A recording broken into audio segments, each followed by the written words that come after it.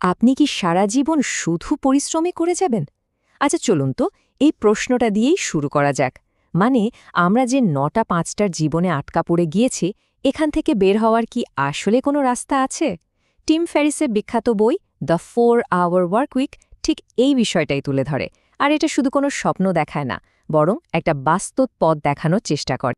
Team ফেরিসের এই কথাটা কিন্তু অনেক গভীর, একটু ভাবলেই বুঝবেন। তিনি বলছেন যে আমাদের বেশিরভাগ মানুষই আসলে কোটিপতি হতে চায় না। তারা চায় সেই লাইফস্টাইলটা, সেই অভিজ্ঞতাগুলো, যা তাদের মনে হয় শুধু কোটি টাকা থাকলেই পাওয়া সম্ভব। সো আসল ফোকাসটা টাকা নয়, ফোকাসটা হলো জীবনযাত্রা। তো চলুন সবার আগে সেই সমস্যাটা নিয়ে কথা বলি, যেটার মধ্যে আমরা অনেকেই ফেঁসে আছি। আর সেটা হলো এই ৯টা-৫টার ফাঁদ। আমাদেরকে ছোটবেলা থেকে কি শেখানো হয়? যে জীবনের সেরা সময়টায় একদম হাড় ভাঙা খাটুনি করো, যাতে অবসরের পর শান্তিতে থাকতে পারো। ব্যাপারটা অনেকটা এরকম যে আমরা আমাদের সবচেয়ে দামি সময় আর শক্তি সব এখন দিয়ে দিচ্ছি ভবিষ্যতের এক অনিশ্চিত আরামের আশায়। একেই টিম ফেরিস বলছেন ডিফার্ড লাইফ প্ল্যান, মানে ভবিষ্যতের জন্য জীবনটাকে একরকম থামিয়ে রাখা। কিন্তু এই গতানুগতিক পথের কি কোনো বিকল্প নেই? অবশ্যই আছে। আর টিম ফেরিস আমাদের ঠিক তেমন একটা নতুন ধারণার সাথেই পরিচয় করিয়ে দিচ্ছেন, যাদের তিনি বলছেন দ্য নিউ রিচ বা নব্যধনী। আচ্ছা, কারাই নব্যধনী? এরা আসলে কারা? এরা হলো সেই সব মানুষ যারা ভবিষ্যতের জন্য জীবনটাকে ফেলে রাখে না, বরং বর্তমানে একটা দারুণ লাইফস্টাইল তৈরি করে নেয়। আর এদের কাছে আসল মুদ্রা কিন্তু টাকা নয়, এদের আসল কারেন্সি হলো দুটো জিনিস: সময় আর গতিশীলতা। মানে যখন খুশি যেখানে খুশি সেখান থেকে কাজ করার স্বাধীনতা। কিন্তু প্রশ্ন তো আসেই যে এই নব্য ধনীদের মতো জীবন আমরা পাবো কিভাবে? এখানে টিম ফেরিস একটা 4 ধাপের ফ্রেমওয়ার্কের কথা বলেছেন। নামটা বেশ মজার, ডিল। ডি মানে ডিফাইন, মানে আপনার ভয় আর স্বপ্নগুলোকে একদম পরিষ্কারভাবে চিনে নেওয়া। ই হলো এলিমিনেট, মানে অপ্রয়োজনীয় জিনিস বাদ দেওয়া। এ হলো অটোমেট বা স্বয়ংক্রিয় করা।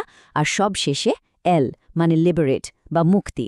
ওকে, তো ফ্রেমওয়ার্কের দ্বিতীয় ধাপটা কি ছিল? এলিমিনেট, তাই না? মানে অপ্রয়োজনীয় জিনিসপত্র ছেঁটে ফেলা। আর এই কাজটা করার জন্য দুটো অসাধারণ নীতির কথা বলা হয়েছে। একটা হলো ৮০/২০ রুল, আর অন্যটা পার্কিনসনের সূত্র। চলুন তো দেখি এই দুটো জিনিস আসলে কি আর কিভাবে আমাদের জীবন বদলে দিতে পারে।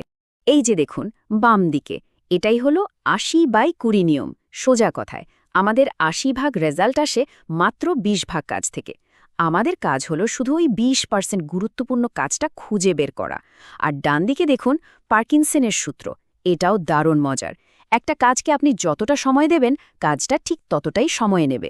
ধরুন একটা কাজের জন্য ১ সপ্তাহ সময় দিলেন, দেখবেন ওটা ১ সপ্তাহই লাগছে। কিন্তু যদি বলেন কাজটা একদিনে করতে হবে, অবাক হয়ে দেখবেন ওটা একদিনেই হয়ে গেছে। বেশ, তাহলে দুটো ধাপ গেল। এবার আসি ডিল ফ্রেমওয়ার্কের ৩ নম্বর ধাপে, অটোমেট বা স্বয়ংক্রিয় করা। আর শুনলে অবাক হবেন যে এই অটোমেশনের জন্য আমাদের নিজেদের দেশ বাংলাদেশ যে কি দারুণ একটা জায়গা, সেটা হয়তো আমরা অনেকেই জানি না। অটোমেশন বললেই আমাদের মাথায় প্রযুক্তির কথা আসে, তাই না? কিন্তু এর আসল মানেটা আরও বড়। এর মানে হলো এমন একটা সিস্টেম তৈরি করা যেখানে আপনার সবসময় থাকার দরকারই পড়বে না। মূল লক্ষ্যটা হলো এমন একটা ব্যবসা বানানো যা আপনার উপস্থিতি ছাড়াই দিব্যি চলতে পারে। আর এখানেই চলে আসে আউটসোর্সিংয়ের মতো একটা শক্তিশালী আইডিয়া। সংখ্যাটা দেখুন একবার, ৬.৫ লক্ষের বেশি। এটা হলো আমাদের দেশে অ্যাক্টিভ ফ্রিল্যান্সারের সংখ্যা। আর এই সংখ্যার কারণেই কিন্তু আমরা এখন বিশ্বের দ্বিতীয় বৃহত্তম ফ্রিল্যান্সিং দেশ। এর মানে কি দাঁড়ালো?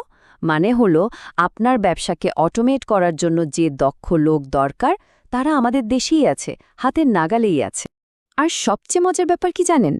এই যে এত দক্ষ মানুষ, তারা কিন্তু শুধু ঢাকা বা চট্টগ্রামের মতো বড় শহরেই বসে নেই। দেশের সব প্রান্তে, এমনকি গ্রামের এলাকাগুলো থেকেও কিন্তু ফ্রিল্যান্সাররা কাজ করছেন। ভাবুন তো, আমাদের ব্যবসার জন্য এটা কত বড় একটা সুযোগ। তো কি কাজ করানো যায় আমাদের দেশের ফ্রিল্যান্সারদের দিয়ে? আরে প্রায় সব কিছু। ওয়েব ডেভেলপমেন্ট, ডিজিটাল মার্কেটিং থেকে শুরু করে ভার্চুয়াল অ্যাসিস্ট্যান্টের কাজ বা কন্টেন্ট রাইটিং, সবই আছে এই তালিকায়। এমনকি আর্টিফিশিয়াল ইন্টেলিজেন্স বা সাইবার সিকিউরিটির মতো একদম লেটেস্ট স্কিলও কিন্তু আমাদের দেশে পাওয়া যায়। এই সবগুলো কাজে কিন্তু আউটসোর্স করে নিজের ব্যবসাকে অটোমেট করে ফেলা সম্ভব। কিন্তু একটা প্রশ্ন থেকে যায়, কোন কাজটা আমি নিজে করব, কোনটা বাদ দেব আর কোনটা অন্যকে দিয়ে করাবো। এই সিদ্ধান্ত নেওয়ার জন্য একটা খুব সহজ পদ্ধতি আছে। দেখুন, যে কাজগুলো করতে আপনার ভালো লাগে না বা যে কাজগুলো আপনার ব্যবসার আয় বাড়াতে সরাসরি কোনো সাহায্য করে না, ওই কাজগুলোই হলো আউটসোর্স করার জন্য বেস্ট ক্যান্ডিডেট। এতক্ষণ তো আমরা দারুণ সব সম্ভাবনার কথা শুনলাম। আইডিয়াগুলো শুনতে তো খুবই ভালো লাগছে, তাই না? কিন্তু বাস্তবে এই রাস্তাটা কি এতটাই সোজা? চলুন এবার একটু মাটির পৃথিবীতে নেমে আসি। ওই যে বললাম, ব্যাপারটা কি আসলেই এত সহজ? এক কথায় উত্তর হলো না। টিম ফেরিসের এই মডেলটা কাজে লাগাতে গিয়ে অনেকেই কিন্তু বেশ কিছু বাস্তব সমস্যার মুখোমুখি হয়েছেন। যেমন ধরুন, রেডিটের একজন ব্যবহারকারী নিজের অভিজ্ঞতা থেকে যা বলছেন সেটা খুব গুরুত্বপূর্ণ। তিনি বলছেন, শুরুতেই সবকিছু নিজে নিজে চলতে শুরু করবে এমনটা ভাববেন না। এই 4 ঘন্টার কর্মসপ্তাহ বাস্তবে নামিয়ে আনার আগে অনেক অনেক পরিশ্রম করতে হয়। আরেকজন ব্যবহারকারীর এই কথাটা তো আরও ভাবার মতো। তিনি বলছেন, বেশি ঘন্টা কাজ করা আসলে অনেক সহজ, কিন্তু নিজের কাজ কমানোর জন্য যে কঠিন চিন্তাটা করতে হয় সেটা করা অনেক বেশি কঠিন। মানে বুঝলেন তো, আসল চ্যালেঞ্জটা কিন্তু শারীরিক পরিশ্রমে নয়, আসল চ্যালেঞ্জটা হলো আমাদের চিন্তাভাবনা বদলানো। এই সব কিছুর চূড়ান্ত লক্ষ্যটা কি? লক্ষ্য হলো একটা মিউজ তৈরি করা। মিউজ শব্দটা টিম ফেরিসের দেওয়া। এটা হলো এমন এক ধরনের ব্যবসা যেটা চালাতে খুব বেশি খাটুনি করতে হয় না, কিন্তু তা থেকে বেশ ভালো আয় আসে। ফলে মালিক তখন নিজের অন্য শখ বা পছন্দের কাজে মন দিতে পারেন। ওকে, তো ডিফাইন, এলিমিনেট, অটোমেট এই 3টা ধাপ পেরিয়ে আমরা চলে এলাম ডিল ফ্রেমওয়ার্কের একদম শেষ আর আমার মতে সবচেয়ে আকর্ষণীয় ধাপে, এল ফর লিবারেশন, মানে মুক্তি। কারণ আসল লক্ষ্যটা তো শুধু কাজ থেকে পালানো নয়, তাই না? আসল লক্ষ্য হল জীবনকে 16 আনা উপভোগ করা। আর এর জন্য ফেরিস একটা অসাধারণ আইডিয়া দিয়েছেন, মিনি রিটায়ারমেন্ট।